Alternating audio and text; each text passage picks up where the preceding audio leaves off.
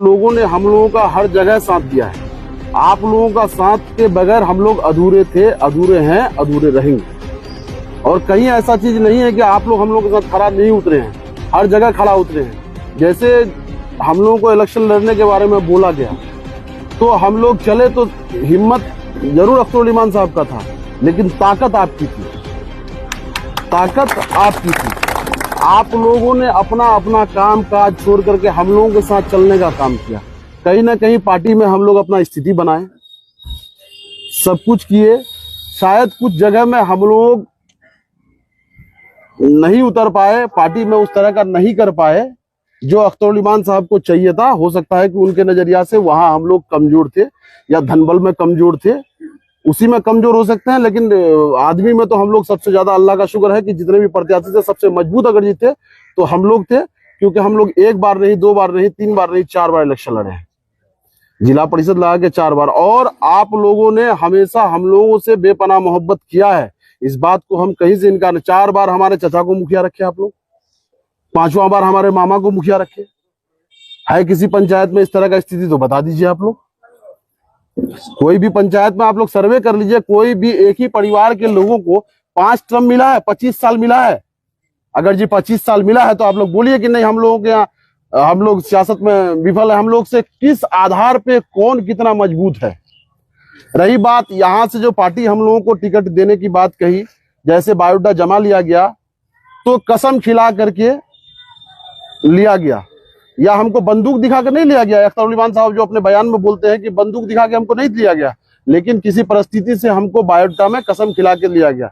लेकिन हमारी कसम है, आपको जो मासूम रजा साहब बहादुरगंज से जो प्रत्याशी हैं आप पार्टी के, वो जो 2 महीना 3 महीना पहले बोला कि आप वजू कीजिए और मस्जिद में जाइए। अगर जी मस्जिद में जाके आप कसम खा के बोल दीजिए कि हम पैसा नहीं लिए हैं या हमारे लोग पैसा नहीं लिए हैं, अगर जी ये बोल दीजिएगा तो हम लोग भी आपके साथ रहेंगे, इस बात का वादा करते हैं यहाँ के लोगों के सामने। हम लोग भी आपके साथ रहेंगे। लेकिन यहाँ के लोगों से मुखातिब होकर कहते हैं अगर जी हम लोगों में कोई दोष है तो वो हमें बताइए। आपके ऊपर लिटिगेशन लगा है ना, आप जो हमको टिकट देना चाह रहे थे तो हल्फनामा में कसम खिलवाए है ना, तो आपके ऊपर भी एक बात आई है कि आप भी कसम खा के मासूम रजा साहब लगाए हैं। हम लोग तो नहीं जानते हैं भाई, हम लोग से पैसा का तो डिमांड ड्राफ्ट नहीं हुआ था, तो इसलिए हम नहीं बोल सकते हैं कि हमसे पैसा मांगा गया था।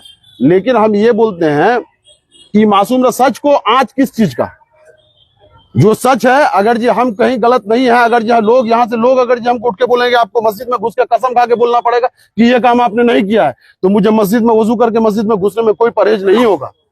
क्या परहेज होगा आप लोग किसी को?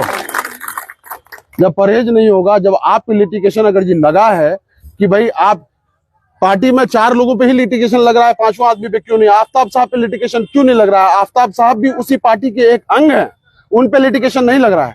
लग रहा है तो सिर्फ चचा अख्तर ईमान साहब पे, तफहीमुर रहमान साहब पे, आदिल हसन साहब पे और इश्तियाक अहमद साहब पे। उसके अलावा 5वां आदमी पे लिटिगेशन लगा है तो आप लोग बोलिए।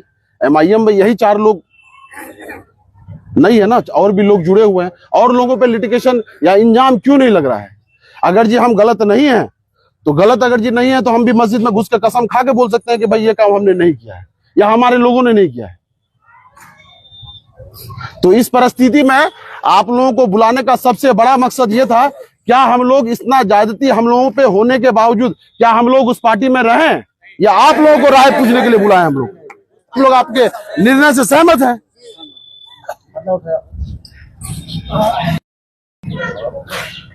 बात बाकी सारा फैसला हम लोग आप लोगों के हाथों में छोड़ देते हैं।